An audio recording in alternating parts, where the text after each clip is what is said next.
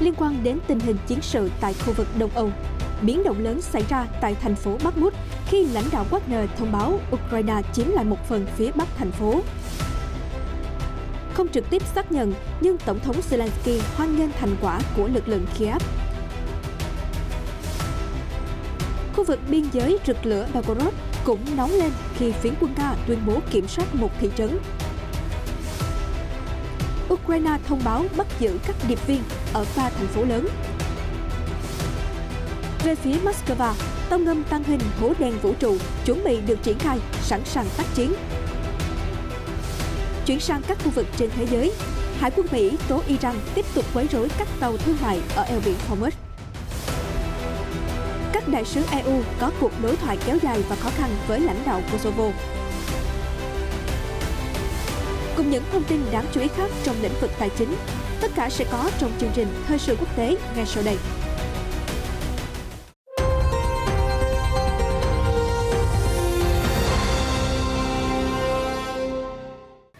Xuân Ngọc xin chào mừng quý vị đang đến với chương trình Thời sự quốc tế hôm nay. Và sau đây là những thông tin chi tiết. Thủ lĩnh lực lượng lính đánh thuê Nga Yevgeny Prigozhin cho biết, lực lượng Ukraine đã chiếm lại một phần Berkivka, khu vực định cư ở phía bắc thành phố Bakhmut, Reuters ngày 5 tháng 6 đưa tin. Theo tin nhắn âm thanh được xuất bản bởi cơ quan báo chí của Wagner, ông Prigozhin thông báo, bây giờ một phần của khu định cư Berkivka đã bị mất, quân đội đang lặng lẽ bỏ chạy, thật là một sự xấu hổ. Ông Prigozhin cho rằng Bộ trưởng Quốc phòng Sergei Shoigu và Tổng tham mưu trưởng Valery Gerasimov nên ra trận để tập hợp quân đội. Ông Prigozhin nói, thôi nào, bạn có thể làm điều đó, nếu bạn có thể làm được, bạn sẽ chết như một người hùng.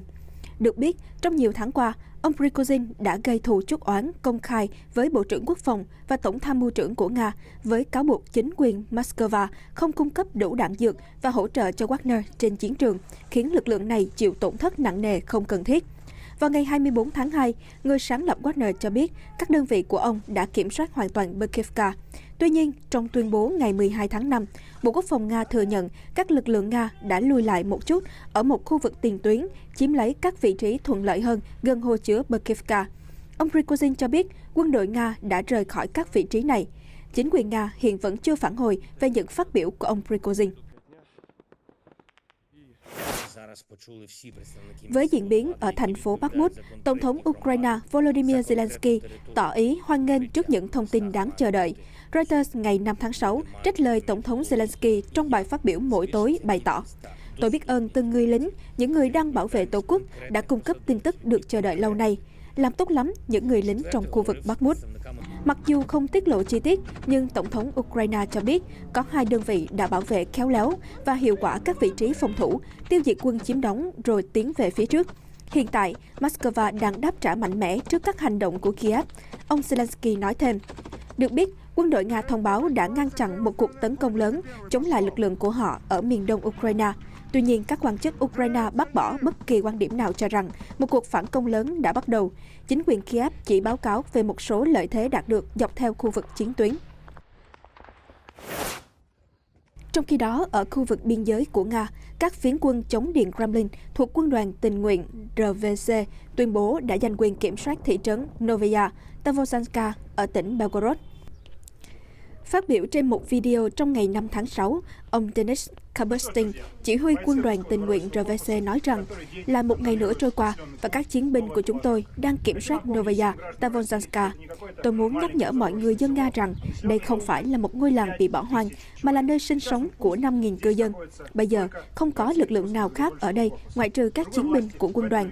Căn cứ vào những hình ảnh trong video, Reuters có thể xác nhận vị trí thu hình từ làng Novaya Tavozhanka của tỉnh Belgorod. Tuy nhiên, Reuters không thể xác nhận độc lập về thời gian thu hình.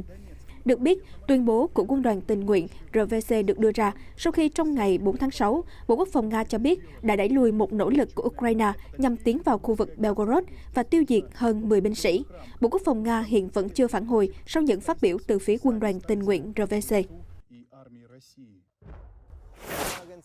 Liên quan đến hoạt động tại khu vực biên giới của Nga, Stanislaw Zarin, Ủy viên Chính phủ Ba Lan về an ninh thông tin cho biết, chính quyền Warsaw không có mối liên hệ nào với hoạt động của nhóm vũ trang quân đoàn tình nguyện Ba Lan gần biên giới Nga và Ukraine. Trang tin New Voice of Ukraine ngày 4 tháng 6, trích lời đại diện chính phủ Ba Lan khẳng định, quân đoàn tình nguyện Ba Lan được đề cập đến trên các phương tiện truyền thông không hề có mối liên hệ nào với lực lượng vũ trang Ba Lan hoặc bất kỳ tổ chức nào của quốc gia này. Hoạt động của các tình nguyện viên Ba Lan hỗ trợ Ukraine trong cuộc chiến chống lại Nga không nên bị nhầm lẫn với hoạt động của chính quyền Ba Lan, ông Stanislaw Zarin nhấn mạnh. Được biết, trong một tuyên bố trước đó, các chiến binh của quân đoàn tình nguyện Ba Lan thông báo cùng với quân đoàn tình nguyện Nga và quân đoàn Nga tự do đang tham gia vào các cuộc đột kích ở khu vực biên giới thuộc tỉnh Belgorod.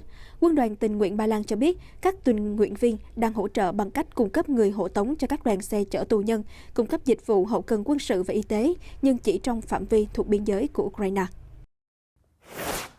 Thông tin đáng chú ý khác về tình hình chiến sự Đông Âu. Cơ quan an ninh Ukraine SBU ngày 5 tháng 6 thông báo đã bắt giữ 3 thành viên của mạng lưới gián điệp Nga hoạt động tại các tỉnh Dnipropetrovsk, Vinnytsia và Odessa. Theo SBU, các điệp viên của Nga đang cố gắng thu thập thông tin tình báo về địa điểm vũ khí và thành phần nhân sự của quân đội Ukraine trong 3 khu vực. Thù lao cho mỗi điệp viên khoảng $500 cho một nhiệm vụ hoàn thành, tùy vào mức độ khẩn cấp và chất lượng công việc.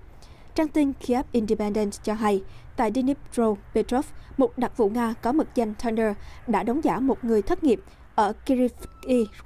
Người này nhận nhiệm vụ làm việc ngắn hạn gần các cơ sở quan trọng để có thể vạch ra sơ đồ tuyến phòng thủ và xác định các địa điểm cất giữ thiết bị đạn dược trong thành phố. Tại Odessa và Vinnytsia, 2 điệp viên khác cũng được giao nhiệm vụ xác định tọa độ của những cơ sở quân sự trong khu vực. Những người này đã lấy được mã để di chuyển tự do trong thành phố vào giờ giới nghiêm. Ngoài ra, điệp viên của Nga cũng có thể đi qua các trạm kiểm soát bằng cách lợi dụng mối quan hệ thân quen với nhân viên thực thi pháp luật và với quân đội Ukraine. Thông tin đáng chú ý khác liên quan đến hoạt động của quân đội Nga.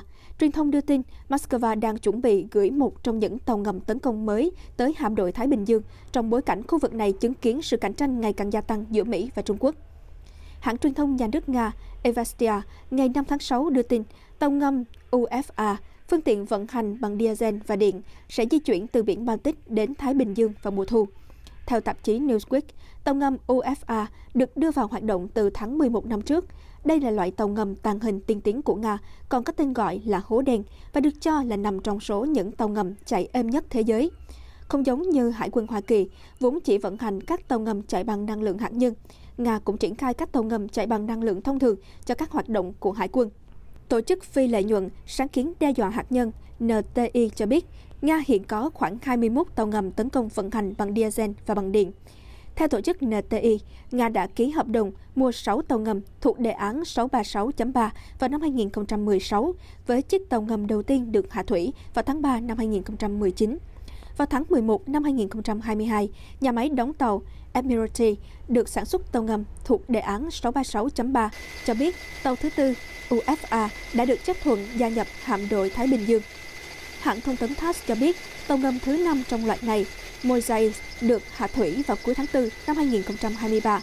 Tàu thứ 6 và cũng là chiếc cuối cùng, Yakov, dự kiến sẽ bàn giao cho Hải quân Nga vào năm 2024. Vào tháng 6 năm 2022, TASS cũng đưa tin một bộ 6 tàu ngầm thuộc đề án 636.3 cũng sẽ được chế tạo cho hạm đội phương Bắc để bổ sung cho những chiếc đã được dành cho hạm đội Thái Bình Dương. Được biết, các tàu ngầm thuộc đề án 636.3 của Nga cũng góp mặt trong hạm đội Biển Đen và đang tham gia vào chiến dịch quân sự đặc biệt tại Ukraine. Các tàu ngầm này có chiều dài 240 feet, tốc độ tối đa 20 hải lý trên giờ và có thể triển khai tên lửa hành trình Cavalier. Tính đến đầu năm 2023, Nga đã chế tạo được 10 tàu ngầm theo đề án 636.3. Theo Newsweek, trong những tháng gần đây, hoạt động của Hải quân Nga ngày càng thu hút sự chú ý khi các chuyên gia coi tàu ngầm của Moscow là một hạm đội đáng gờm, có thể gây ra mối đe dọa lớn đối với các quốc gia NATO. Hãng truyền thông Evastia nhận định, khi khu vực châu Á-Thái Bình Dương trở thành đấu trường giữa các cường quốc như Mỹ và Trung Quốc, việc duy trì số lượng và triển khai các phương tiện như tàu ngầm UFA rất quan trọng đối với Nga tại thời điểm này. Chuyển sang tin tức đáng chú ý khác về tranh chấp lãnh hải. The Hill hôm 5 tháng 6 dẫn thông báo từ Hải quân Mỹ cho biết một tàu thương mại đã bị các tàu của lực lượng vệ binh cách mạng Iran quấy rối tại eo biển Hormuz. Cụ thể, Hải quân Mỹ thông báo đã cùng Hải quân Hoàng gia Anh hồi đáp cuộc gọi cầu cứu từ một tàu thương mại đang hoạt động ở eo biển Hormuz, nơi nằm giữa vịnh Ba Tư và vịnh Oman. Trong đó, 3 tàu tấn công nhanh chở theo quân đội có vũ trang của Iran đã tiếp cận tàu thương mại vào hôm 4 tháng 6. Sau khoảng 1 giờ, tình hình đã giảm căng thẳng khi tàu buôn xác nhận nhóm tàu tấn công nhanh của Iran đã rời đi. Tàu thương mại sau đó tiếp tục di chuyển an toàn qua eo biển Hormuz.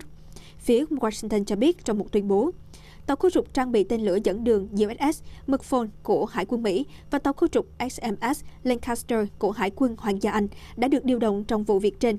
Lancaster đã triển khai trực thăng để khảo sát tình hình, trong khi hạm đội 5 của Mỹ điều máy bay tuần tra trên biển theo dõi. Hải quân Mỹ nhấn mạnh, cùng với các đối tác của mình, hạm đội 5 của Mỹ vẫn cảnh giác và đang tăng cường phòng thủ quanh eo biển quan trọng nhằm tăng cường sự ổn định và an ninh hàng hải trong khu vực. The Hill cho biết, báo giới đã đưa tin vụ việc trên, kèm theo bức ảnh trắng đen được chụp từ trực thăng tuần tra, cho thấy một tàu thương mại ở bên cạnh 3 tàu nhỏ hơn. Hãng thông tấn nhà nước của Iran IRNA cho biết, chuẩn đô đốc Abbas Gholamshahi của nước này đã nói rằng các tàu Tehran chỉ đáp lại cuộc gọi cầu cứu từ tàu thương mại, không hề có chuyện quấy rối. Liên quan đến quan hệ ngoại giao của Iran, sau 7 năm đóng cửa, chính quyền Tehran hôm 5 tháng 6 thông báo sẽ mở cửa trở lại đại sứ quán ở Ả Rập Xê Út trong tuần này. Đây được cho là một bước tiến lớn trong nỗ lực trả băng quan hệ thù địch truyền kiếp giữa hai nước. Thông báo trên được đưa ra chỉ một ngày trước khi Đại sứ quán Iran tại thủ đô Riyadh của Ả Rập Xê Út rục rịch mở cửa trở lại vào hôm nay, ngày 6 tháng 6. Diễn biến trên xảy ra 3 tháng sau khi hai quốc gia ở Vịnh Ba Tư ký một thỏa thuận do Trung Quốc làm trung gian với tuyên bố hàn gắn quan hệ Iran-Ả Rập Xê Út và kế hoạch tái mở cửa các đại sứ quán.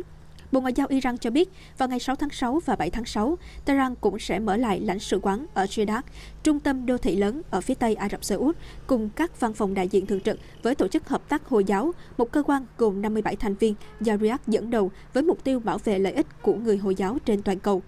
Phát ngôn viên Bộ Ngoại giao Iran Nasser Kanani cũng cho biết, đại sứ quán và lãnh sự quán cũng đã nối lại các hoạt động để tạo điều kiện thuận lợi cho các cuộc hành hương đến Mecca, một địa điểm linh thiêng nhất của đạo Hồi ở Ả Rập Xê Út. Được biết, Iran và Ả Rập Xê Út đã đóng cửa đại sứ quán từ năm 2016, khi Riyadh với dân số đa số theo dòng Hồi giáo Sunni đã hành quyết giáo sĩ Nimpak An-Nim, người được cho là lãnh đạo ở tỉnh miền đông đất nước, vốn có đa số người theo Hồi giáo dòng Shiite sinh sống. Người Iran đã phản đối vụ hành quyết và xông vào đốt đại sứ quán của Ả Rập Xê Út tại Tehran. Sự việc trên khiến Riyadh cắt đứt mọi quan hệ ngoại giao với Tehran. Iran không phải là quốc gia duy nhất mà Ả Rập Xê Út hàn gắn quan hệ gần đây. Hồi tháng 4, Riyadh đã tuyên bố tái thiết lập quan hệ với Syria và nhanh chóng tiến hành các cuộc đàm phán hòa bình với lực lượng Houthi của Yemen. Liên quan đến căng thẳng giữa Kosovo và Serbia, Reuters cho biết hôm 5 tháng 6, các nhà ngoại giao từ EU và Mỹ đã đến Pristina, thủ phủ của Kosovo, như một phần trong nỗ lực xoa dịu căng thẳng giữa vùng lãnh thổ này và Serbia sau khi khu vực phía bắc Kosovo rơi vào bất ổn. Sau cuộc gặp với lãnh đạo Kosovo Albin Kurti, đại sứ EU phụ trách các cuộc đối thoại giữa Serbia và Kosovo, Miroslav Lajčák cho biết, chúng tôi quay lại Pristina trong nỗ lực quản lý khủng hoảng thay vì cố gắng bình thường hóa quan hệ giữa Kosovo và Serbia. Ông mô tả các cuộc trao đổi vừa qua kéo dài, trung thực và đầy khó khăn. Cuộc đối thoại có sự tham gia của đại sứ cấp cao của Mỹ về vấn đề tại Balkan, Gabriel Escobar, người đã nhấn mạnh tầm quan trọng của việc tuân thủ luật pháp và sự hòa hợp giữa các nhóm sắc tộc. Được biết, cuộc khủng hoảng chính trị leo thang thành bạo lực ở Bắc Kosovo đã trở nên nghiêm trọng hơn kể từ khi các thị trưởng người dân tộc thiểu số Albania tiếp quản các văn phòng hành chính ở khu vực có đa số người Serb sinh sống. Nhóm người này vốn ủng hộ Serbia và xem Belgrade là thủ đô của mình. Đa số người Serb đã tẩy chay cuộc bầu cử hồi tháng 4, trong đó cho phép người thiểu số Albania đắc cử. Sau đó, đụng độ đã xảy ra trong khu vực, làm bị thương 30 thành viên thuộc lực lượng gìn giữ hòa bình NATO và 52 người Serb tham gia biểu tình. NATO hôm 5 tháng 6 cho biết lực lượng tiếp viện của Liên minh đã đến Kosovo. Tổ chức này đã quyết định điều động thêm 700 lính để củng cố lực lượng 4.000 người tại điểm nóng Balkan này để đối phó khủng hoảng. Tổng thư ký Jens Stoltenberg khẳng định Liên minh sẵn sàng triển khai nhiều lính gìn giữ hòa bình hơn. Theo dự kiến, các đại sứ Lajčák và Escobar sẽ đến Belgrade để hội đàm với Tổng thống Serbia Aleksandar Vučić trong ngày 6 tháng 6. Liên quan đến cuộc xung đột khác tại khu vực châu Âu hôm 6 tháng 6, trong buổi phỏng vấn với kênh truyền hình First Channel của Armenia, thư ký Hội đồng An ninh Armen Girosyan bày tỏ lạc quan về tiến trình hòa bình giữa Armenia và Azerbaijan. Vị quan chức cho biết nếu không có gì thay đổi, Yerevan và Baku có thể ký kết một hiệp ước hòa bình vào cuối năm nay. Các cuộc đàm phán đang diễn ra rất căng thẳng. Nếu duy trì tiến độ hiện nay và có sự hỗ trợ đắc lực từ cộng đồng quốc tế, chúng tôi sẽ đạt được một thỏa thuận hòa bình vào cuối năm nay, ông Grigoryan nói rõ. Được biết, xung đột kéo dài hàng thập kỷ giữa Armenia và quốc gia láng giềng Azerbaijan liên quan đến tranh chấp ở khu vực Nagorno-Karabakh đã bùng phát vào tháng 9 năm 2020, đánh dấu sự leo thang tồi tệ nhất kể từ những năm 1990. Xung đột chỉ kết thúc bằng một tuyên bố ngừng bắn ba bên do Nga làm trung gian, được ký vào tháng 11 năm 2020. Hai quốc gia thuộc Liên Xô cũ đã đồng ý cho phép Nga triển khai lực lượng gìn giữ hòa bình trong khu vực. Kể từ đó đến nay, tình hình đã tạm thời ổn định, nhưng thỉnh thoảng vẫn xảy ra một số vụ đụng độ nhỏ dọc theo biên giới. Khi được hỏi liệu Armenia có muốn duy trì tư cách thành viên Tổ chức Hiệp ước An ninh Tập thể CSTO hay không, ông Grigoryan cho rằng tư cách thành viên của Armenia trong CSTO thực sự gây ra một số vấn đề nhất định đối với Yerevan, nhưng chúng không hạn chế sự hợp tác của nước này với các quốc gia khác. Vào giữa tháng 5 năm 2023, một số nguồn tin cho biết Yerevan đang cân nhắc việc rời khỏi CSTO khi cho rằng cơ chế hoạt động của tổ chức này không thực sự hiệu quả và các quốc gia thành viên không thực hiện được các cam kết đề ra. Trước đó, Thủ tướng Armenia Nikol Pashinyan cũng đã nhiều lần than phiền về sự thụt lùi của tổ chức trong giai đoạn 2021-2022, đồng thời khẳng định CSTO cần được cải tổ toàn diện. Chuyển sang thông tin đáng chú ý khác ở khu vực châu Á, hãng thông tấn Tân Hoa Xã cho hay tình trạng ngân sách của Trung Quốc vẫn lành mạnh và an toàn. Tuy nhiên, ở một số nơi, chính quyền địa phương của quốc gia này đang phải đối mặt với rủi ro khi áp lực trả nợ tăng cao. Reuters ngày 5 tháng 6 trích lời một quan chức của Bộ Tài chính Trung Quốc cho biết, hiện tại số tiền vay tại các địa phương đã được phân bổ không đồng đều, có thể dẫn đến rủi ro nếu áp lực trả nợ tăng cao. Vị quan chức này khẳng định Trung Quốc đủ sức mạnh tài chính để đối phó với các rủi ro và thách thức hiện tại. Tuy nhiên, chính phủ đã kêu gọi các địa phương có liên quan chịu trách nhiệm với mục tiêu cuối cùng là ngăn chặn rủi ro hệ thống. Tân Hoa Xã dẫn lời trưởng phòng tài chính huyện Thông Sơn, một khu vực thuộc tỉnh Hồ Bắc của Trung Quốc cho biết, doanh thu của huyện chưa phục hồi bằng với năm 2019, trong khi chi tiêu cứ tiếp tục tăng lên. Nhiều khả năng huyện sẽ phải duy trì chính sách thắt lưng buộc bụng trong thời gian tới. Được biết, thời gian gần đây, các nhà đầu tư và các nhà kinh tế tỏ ra lo ngại về rủi ro tài chính tại các thành phố của Trung Quốc khi khả năng thanh toán của các công ty đầu tư địa phương gặp căng thẳng ở các tỉnh như Quý Châu và Vân Nam.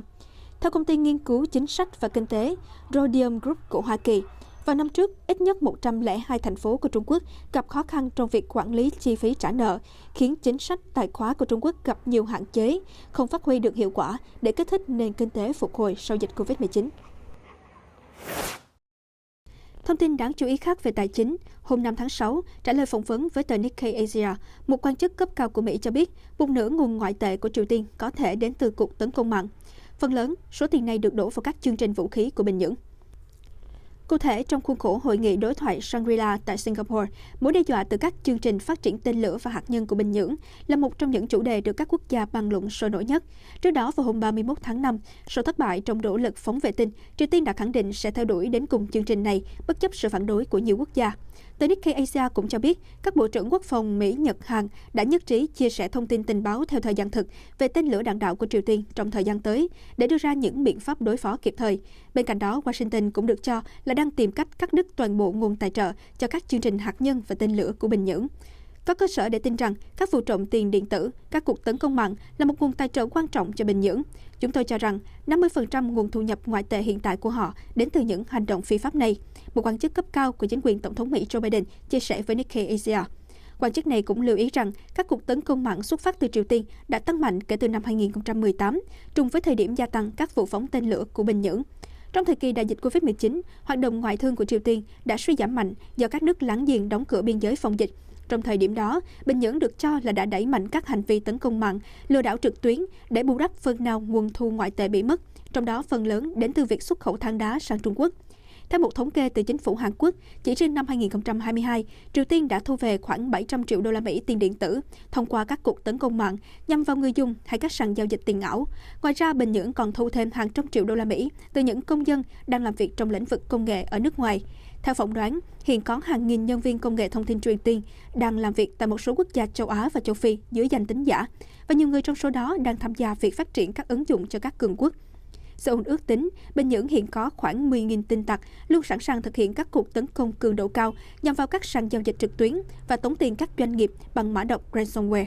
Hồi tháng 5 năm 2023, Washington và Seoul đã tổ chức một hội nghị chuyên môn thảo luận các biện pháp chống lại việc Triều Tiên sử dụng các chuyên gia công nghệ để lách lệnh trừng phạt.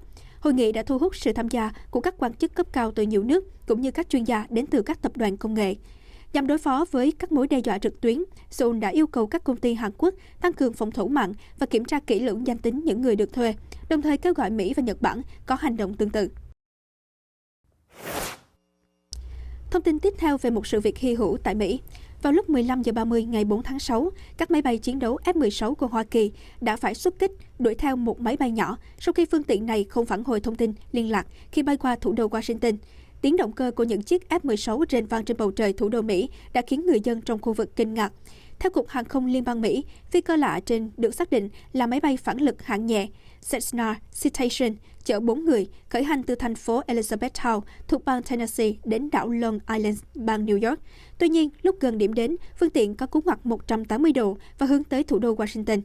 Chiếc máy bay sau đó rơi xuống vùng đồi núi gần khu vực dân cư Montebello, Tây Nam bang Virginia. Lực lượng cứu hộ đã tiếp cận hiện trường và không tìm thấy người sống sót. Reuters dẫn nguồn tin thân cận cho biết, khi vụ việc xảy ra, chiếc Cessna bay ở chế độ lái tự động. Trong khi đó, theo ABC News, ít nhất một phi công F-16 tham gia nhiệm vụ truy đuổi, nhìn thấy người điều khiển máy bay dân sự bất tỉnh.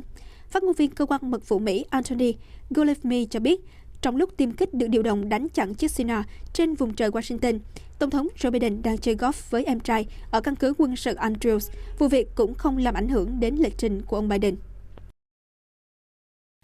Chương trình thời sự quốc tế của chúng tôi đến đây xin được phép khép lại. Chân thành cảm ơn quý vị đã quan tâm theo dõi. Tạm biệt và hẹn gặp lại trong những chương trình sau.